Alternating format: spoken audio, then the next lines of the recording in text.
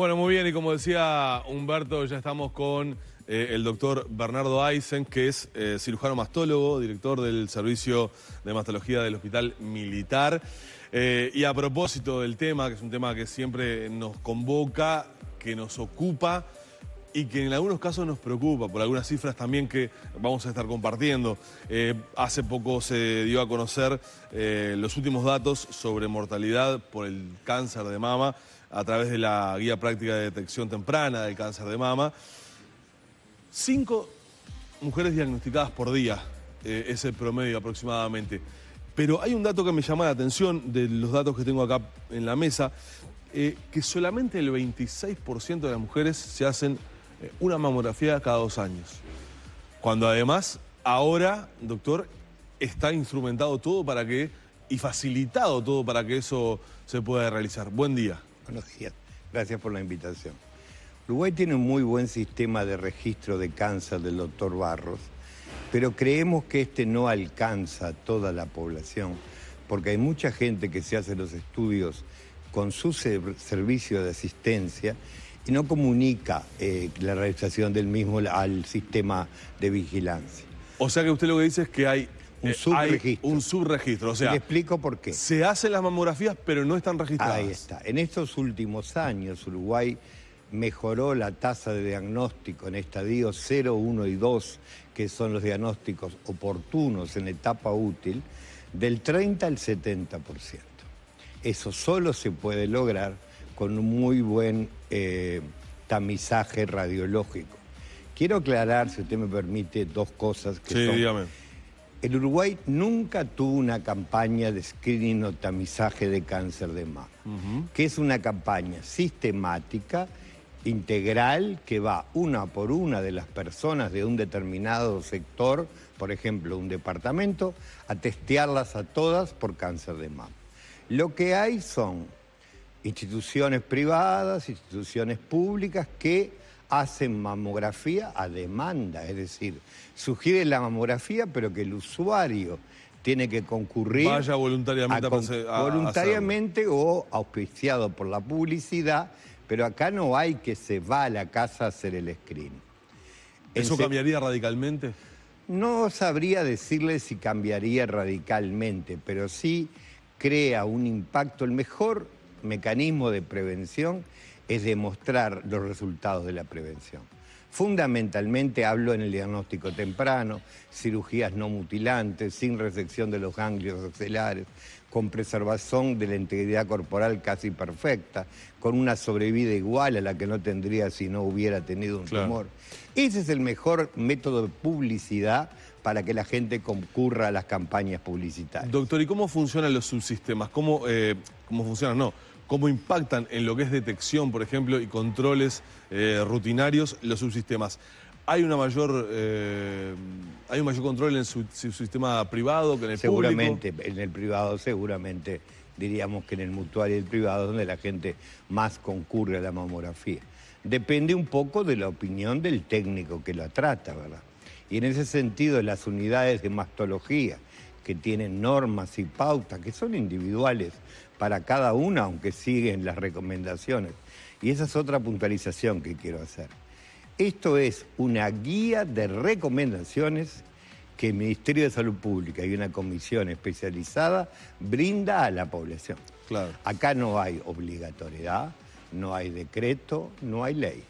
Es una guía de recomendaciones elaborada por gente capacitada en el tema. Claro. Obviamente no le corresponde a usted, pero... Y si usted me permite decir, se da la contradicción que esta guía empieza a los 50 años y hoy de mañana abrir internet y el carnet de salud sigue empezando a los 40 años el examen mamográfico obligatorio para poder tener una habilitación laboral, lo cual es una evidente contradicción que supongo que se va a enmendar en algún momento. Le quería preguntar eso, las modificaciones que se han trazado en cuanto a los controles, ¿qué valoración desde su lugar y desde su experiencia de trabajo Yo tienen? discrepo con esta nueva guía. Esta es una política que empieza en Inglaterra, que es un país que tiene muy baja incidencia de cáncer de mama, se ha difundido a Europa y algunos sectores de Estados Unidos, y se basa en consideraciones costo-beneficio primero.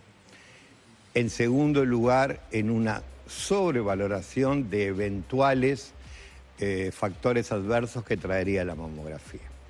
Quiero destacar que las grandes series de este momento, Instituto Nacional del Cáncer 2013, el American Cancer Society 2015, mantienen 40 años como la fecha de inicio para realizar la mamografía. Hay trabajos británicos de 160.000 pacientes que mantienen los 40 años. O sea, ¿puede ser riesgosa esta medida? Bueno, yo no sabría tanto, pero diríamos que es una medida basada en consideraciones más que de frecuencia que ahora comentaré. Es decir, el National Cancer Institute de Estados Unidos, que es lo que esta guía usa para basar la cambio de recomendación, que llevó la edad a 40, mantiene en 40, pero habla de los otros factores. Pero en cuanto a frecuencia, sigue habiendo el descenso de la mortalidad, sigue siendo el 18 al 20% de 40 a 70 años en la mayoría de las encuestas. Lo que se habla es de factores adversos, a saber, cáncer radioinducido, cáncer inducido por la radioterapia, que es el más débil de los argumentos por cuanto se usan series viejas de cuando se irradiaban a los niños los linfomas y 30 años después de una radioterapia de alta dosis aparecían tumores mamarios.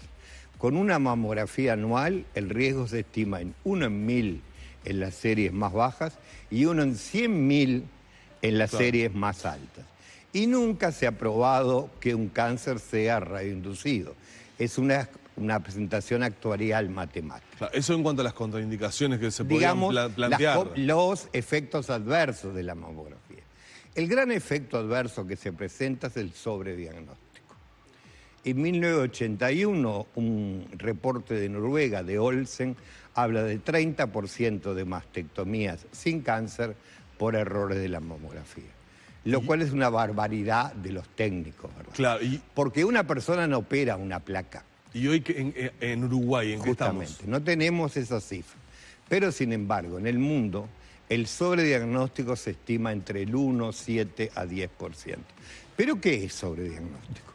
Una imagen en la mamografía. Nadie va a operar una mamografía.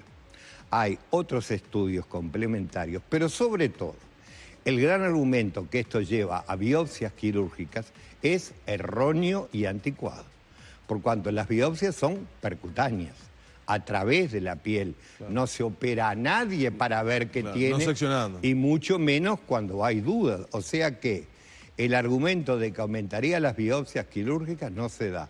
Coppens es uno de los grandes maestros de la mastología americana, profesor de todas las instituciones de Boston, y Coppens saca hace unos meses una carta sobre el sobrediagnóstico y dice, cuidado, están hablando de sobrediagnóstico cuando no lo hay y están negando a mujeres de 40 años que no están en los grupos de riesgo, por ejemplo, que no tienen un cáncer hereditario donde nadie va a dejar de hacer la mamografía, los beneficios de un diagnóstico temprano sin agregar beneficios, porque él dice, el cáncer reducido es muy poco, el sobrediagnóstico se arregla con una segunda consulta al mastólogo, eventualmente con una biopsia percutánea, y el último caso, que si me disculpa, que le agrego, que agregan los doctores, es el sobretratamiento.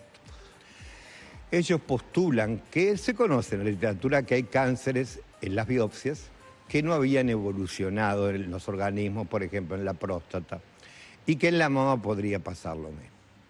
Yo, con respecto a un cáncer invasor, me parece una actitud fuera de los canales de la medicina, ver la evolución de un cáncer invasor, a ver si va a progresar o no.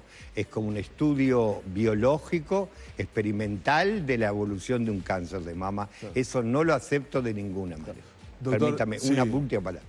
En el cáncer in situ se puede plantear, porque a veces evoluciona a 20, 30 años.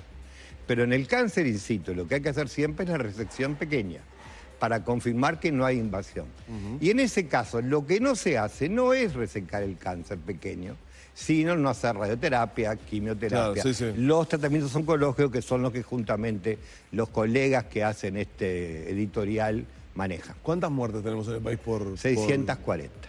¿Y esa cifra ha ascendido en los últimos años? No, ¿Se en mantiene? realidad hay un descenso de un 6% en la mortalidad, fundamentalmente, en parte, al diagnóstico temprano y sobre todo por la efectividad de la quimioterapia, de la terapia sistémica, que cuando está indicada verdaderamente baja la mortalidad.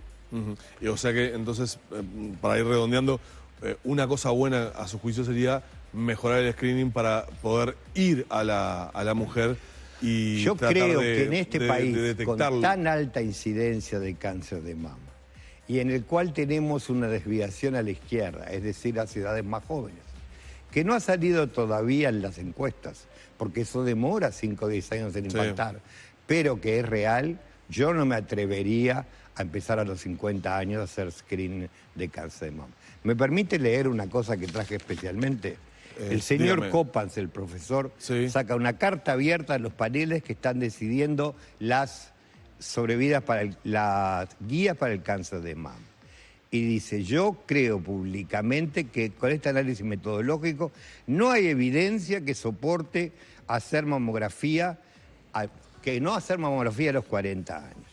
Y dice, el sobrediagnóstico es incorrecto, la mayoría de los cánceres ocurren en pacientes de no riesgo elevado y por lo cual hay que seguir haciendo screening a partir de los 40 años y a los grupos tradicionales, no a los de riesgo. Doctor, queda muy clara la posición y la posición de una persona que sabe mucho en el tema. Gracias por habernos compartido esta mañana con nosotros. Humberto, seguí por allá.